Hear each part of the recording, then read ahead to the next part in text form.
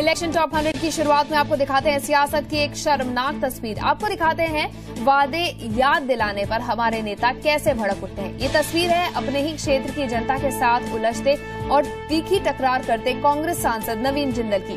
ये तस्वीर हम आपको दिखाने जा रहे हैं। ये उस वक्त रिकॉर्ड की गई थी जब सियासत के गलियारों में अपनी तीसरी पारी की उम्मीद बांधे जिंदल साहब कुम्हार समाज के बीच अपने चुनावी कैंपेन पर निकले थे, लेकिन बदकिस्मती से हालात उस वक्त बेकाबू हो गए जब कुम्हार नेताओं ने जिंदल से उनके पिछले 10 साल से जारी धोखे और पुराने वादों को टालमटोल की वजह पूछ डाली। इसी पे भड़क गए नवीन जिंदल और देखिए किस तरह से तू मैं और तकरार पे उतर आए।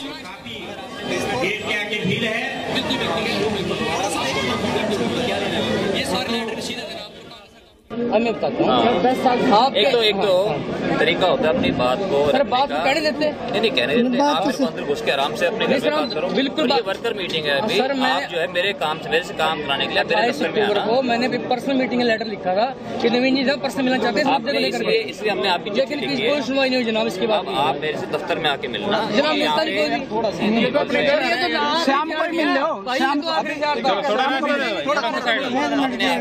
यूज कर लिया कर लिया कैसे करें सर? क्या करना है ये सर क्या करना कर ले कांग्रेस सरकार ने परेशान कर दिया कि हम काम के लिए वोट कैसे मांगे? मत मांगना अपने समाज से साइड हो जाए थोड़ा मत मांगना ना।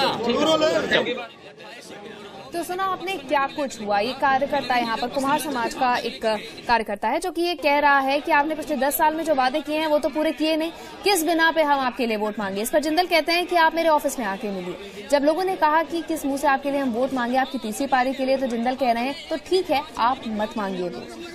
ये एक तस्वीर है जो बिल्कुल अलग है बाकी तस्वीरों से जो अभी सामने आ रही है। चुनाव अगले महीने में और ऐसे में तमाम नेता जो हैं वो लोगों को लुभाने की कोशिश कर रहे हैं। जो उन्होंने अभी तक काम किया है उसका हिसाब दे रहे हैं, नए वादे कर रहे हैं। लेकिन नवीन जिंदल जो यहाँ कर रहे हैं ये तस्वीर बिल्कुल ही अलग है। वो उल्टा उलझ गए हैं इस कुम्हार समाज के इस सदस्य से और उनका साफ तौर पे कहना है कि अगर आपको इतनी दिक्कत है मुझसे तो मत मांगिए मेरे लिए वोट। ये किस तरह का मैसेज भेज रहा है ये आप हमारे दर्शक खुद ही डिसाइड करें कि नेता ये कह रहे हैं कि अगर हमने कोई 10 साल में काम नहीं किया है तो इसके लिए आप हमें ब्लेम नहीं कर सकते हैं। अगर आपका मन नहीं है तो आप हमें वोट मत दीजिए।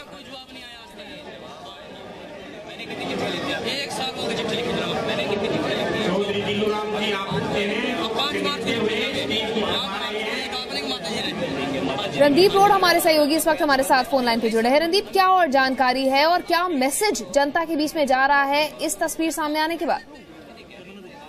देखिए मैसेज सारा गलत है। इलेक्शन का वक्त है और एक जो जनप्रतिनिधि है जो वोट मांगने के लिए जाता है, चुनाव का समय है, अगर इस तरह के शब्द उपयोग करता है और अपने नेताओं के साथ ऐसा करता है तो निस्संदेह अच्छा व्यवहार नहीं कहा जा सकता।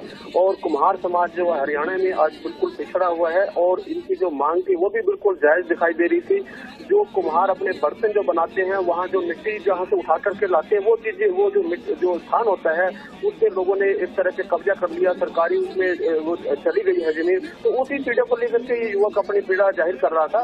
तो इस तरह का व्यवहार किया गया इसके साथ। जी बिल्कुल, और कहीं ना कहीं ये उस जनता के साथ भी मजाक नहीं है रणदीप जिसने 10 साल का वक्त दिया, 10 साल तक चुनकर भेजा नवीन जिंदल को यहाँ पर जनता की सेवा करने के लिए। इसलिए नहीं कि 10 साल बाद ही पलट के कहें कि हम तो काम नहीं करेंगे, आप हमसे क्वेश्चन भी नहीं कर सकते, अगर आपको वोट नहीं देना है तो मत दीजिए।